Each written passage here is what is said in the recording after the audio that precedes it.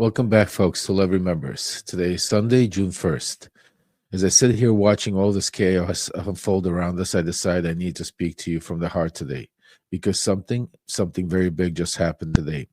And of course, the media, they're already moving on, but as I promised, we won't. Let me break it all down to you what went down in the early hours of June 1st. While most of the world was sound asleep, Ukraine launched one of the most sophisticated, devastating attacks inside Russian territory that we've ever seen. They called it Operation Spiderweb. And believe me, folks, it lived up to the name. Over 40 high valued Russian aircraft destroyed in one coordinated strike. They're talking Tu 95 nuclear bombers, Tu 22 fast attack aircraft, a 50 airborne command post. The brains of the Russian aircraft's operations all gone. They have not seen an attack like this since World War II, folks. Think about this. Four Russian air bases hit hundreds of miles apart. And here's the kicker. The United States wasn't told. Donald Trump wasn't told. The Pentagon wasn't told. Not NATO, not even the so called America First mega insiders. And I want to say this again. I want to be very clear. Ukraine did this all alone. Zelensky came out today and said it took a year and a half of planning. They infiltrated Russian territory weeks ago, Ukrainian special ops hiding long range drones inside cargo trucks, disguised as civilian vehicles in wooden sheds. They waited till the time was right. Then, in the dead of the night, remotely activated those drones across Murmansk, Irkutsk, Ryazan, thousands of miles away from Kiev. And they hit it hard. Western intelligence is stunned still. Open source satellite images confirm all of this destruction. Even Russian state media can't deny it anymore. They're scrambling. They're calling it Western propaganda. But my sources tell me it happened exactly as reported.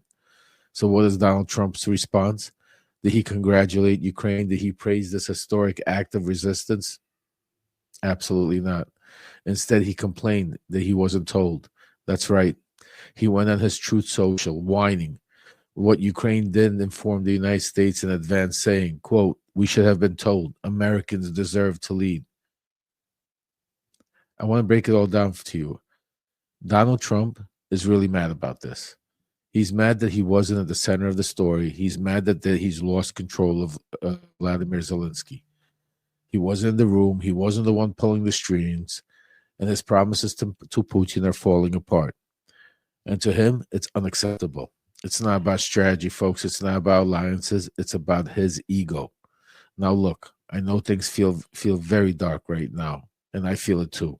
Every day we watch Trump escalate, attacking judges, defying court orders, pushing unconstitutional revenge tariffs that are already wrecking our economy. We see the media treat it all like a circus, like another season of The Trump Show or The Apprentice. But I'm here to tell you something, and I need you to hear me. There is hope because behind the headlines, my sources and people inside the Trump machine are telling me something has shifted. The cracks are forming. Now, I'm not saying the walls are falling yet. We still have a long way to go. But I'm saying some of the diehard loyalists are starting to look the other way. They're asking questions, not because they grew a backbone or because something turned. They're seeing what this man is doing, not just to the country, but to them. They're starting to feel it themselves. And when the loyalty turns into fear, when blind obedience turns into doubt, that's how it all begins, folks. That's how every strong man falls. So now is not the time to go quiet. Now is not the time to tune out. This movement, this message, this community, this is the firewall. We are the resistance. You are the pressure cracking the dam. And I need you with me. I need you with me now more than ever. So please subscribe for the unfiltered truth from inside the mega machine. Become a paid subscriber on Substack and get private Q&As with me, uncut story time with Lev, access to the mainstream media can't or won't touch. And if you can't contribute directly via my Venmo at Lev Parnas, because the truth needs fuel and this work doesn't exist without your support, folks. Remember, Ukraine didn't wait for permission. They didn't ask for a green light. They saw a threat and they acted. That's what courage looks like. And in doing so, they shattered the myth of the Russian invincibility. Just think about that. They reminded the world, and especially Donald Trump, that this war isn't about optics or politics. It's about survival. It's about sovereignty. And most of all, it's about freedom. And that's why I keep showing up.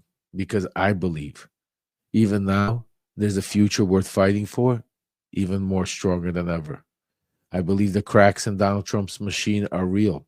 I believe we're waking people up one conversation at a time, one post at a time, one voice at a time. They all matter. But doing nothing, that's not a possibility. And I believe in each and every one of you because I know what we're building together. So please, if you haven't yet, don't sit this one out. Share this post. Tell your friends. Bring someone new to this community because this isn't just a newsletter or some kind of community. This is a movement. This is the front line.